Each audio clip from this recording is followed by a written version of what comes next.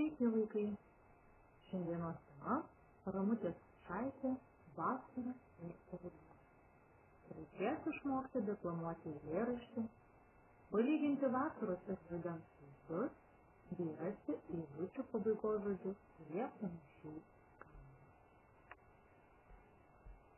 Paskaitykime eilėraštį. Ramutės Skučaitė, vasara ir ruduo. Švilpauja miške birželis, miškas žalias, žalias, žalias. Miškas kvepiantis, gėlėtas, saulė ir juoku užlietas. Kad kvatoja spinduliukai, vabalai, ežiai, kiškiukai. Juokas nuo birželio saulės, visas vasaros pasaulis.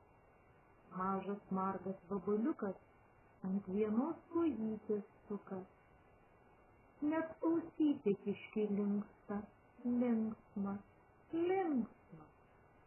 O dabar ruduo atėjo, medžiai šiaušiasi nuo vėjo, ir ežiukai katiliukai, kojas lapų pataliukais, vėjas gelsvą lapą suka, lietus rudenio atūžia. Po egle ir vabaliukai, ir kiškiukai susigūžia. Vilko ūžesio klausyti, kiškis iškiša ausytę, ir išgirdęs skaudžiai būti.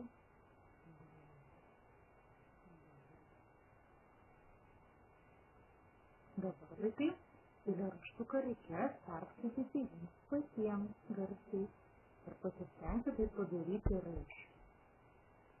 Kai perskaitysite eilėraštuką, atsakykite į klausimą. Kokį regėjote vasaros vaizdą miške? Kokia vasaros nuotaika?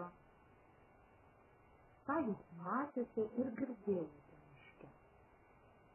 Ir kokį matėte rudens vaizdą? Kokios spalvos, kas vyksta, kas keičiasi gamtoje? Jei galite atsakyti į šios klausimus, raskime eilučių pabaigos žodžius, kurie panašiai skamba. Pavyzdžiui, birželis, žalias. Klausyti, ausytė. Patyliukai, pataliukai. Atėjo, vėjo. Pasistengkite rasti ir jūs panašių pavyzdžių.